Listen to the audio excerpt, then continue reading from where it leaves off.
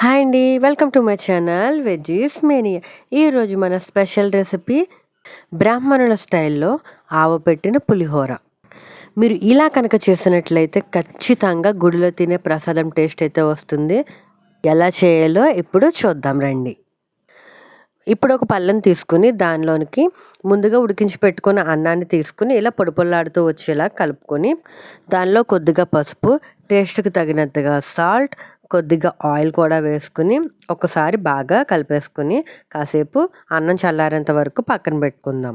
ఇవన్నీ ముందుగా అన్నంలో వేసి కలపడం వల్ల మనకి కలర్ కూడా బాగుంటుంది పులిహోర, అలాగే పొడిపొల్లాడుతూ వస్తుంది.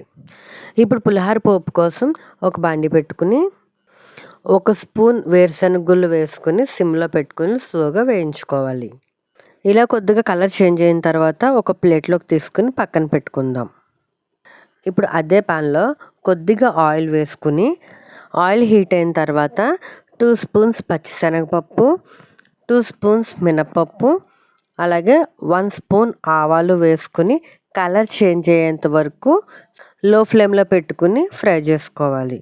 ఇవి కొద్దిగా వేగిన తర్వాత ముందుగా మనం వేయించి పక్కన పెట్టుకున్నాం కదా ఆ వేరుశనగ గుళ్ళు, 4 పచ్చిమిర్చి, 6 ఎండుమిరపకాయలు కూడా వేసుకుని ఇప్పుడు దీనికి టేస్ట్ పెరిగే మెయిన్ ఇంగ్రీడియంట్ ఇంగువ. ఇంగువ లేనిదే పులిహోరకి అసలు టేస్టే ఉండదు.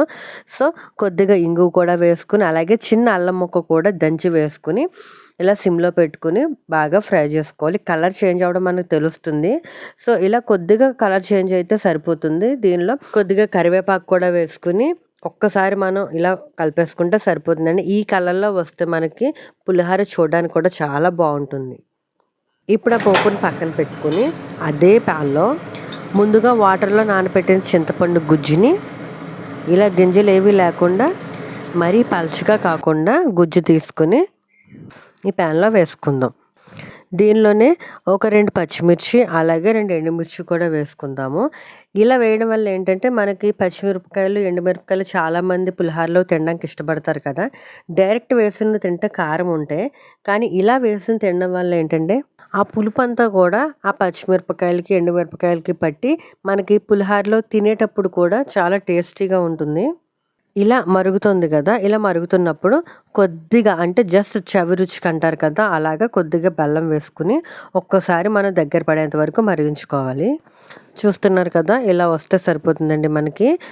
ఇప్పుడు స్టవ్ ఆఫ్ చేసుకుందాం. ముందుగా మనం చల్లారి పెట్టుకున్నాం కదా ఆ అన్నంలోకి చింతపండు పులుసు అలాగే పోపు కూడా వేసుకొని కలిపేసుకుంటే చాలా ఈజీగా అయిపోతుంది. ఇప్పుడు చల్లారిన అన్నంలో వేయించుకున్న పోపు వేసుకుని ఒకసారి బాగా కలిపేసుకోవాలి. దానివల్ల ఏంటంటే కారం అంతటికి పడుతుందన్నమాట. ఇప్పుడు దీనిలో మనం ఉడికించుకున్న చింతపండు గుజ్జుని కూడా వేసుకుని ఒకసారి మొత్తం అంతా బాగా మిక్స్ చేసేయాలి. మీకు కావాలంటే పోపు వేయించుకున్నప్పుడే అందులోనే చింతపండు గుజ్జుని కూడా వేసేసి మనం మొత్తం అంతా ఒకేసారి ఉడికించుకోవచ్చు. కాకపోతే అలా చేయడం వల్ల ఏంటంటే మనకి పోపు పటపటలాడుతూ ఉండదు. మన పులిహోర అయితే రెడీ అయిపోయింది, కానీ ఆవ పెట్టాలి కదా. సో దానికోసం ఇలా ఒక చిన్న కలవన రాయి తీసుకుని దానిలో 1 స్పూన్ వరకు ఆవాలు వేసుకుని ఇలా స్లోగా దంచుకోవాలి. ఇలా కొద్దిగా రఫ్గా అయిన తర్వాత ఒక 2 చిన్న సైజు పచ్చిమిరపకాయలు తీసుకుని చిన్న చిన్న ముక్కలుగా కట్ చేసుకుని ఈ ఆవాల్లో కూడా వేసేసి బాగా దంచుకోవాలి. అలానే కొద్దిగా అంటే జస్ట్ చవి రుచికి సాల్ట్ కూడా వేసుకుని ఒక 1/2 స్పూన్ వరకు వాటర్ వేసుకుని బాగా మిక్స్ చేసుకోవాలి.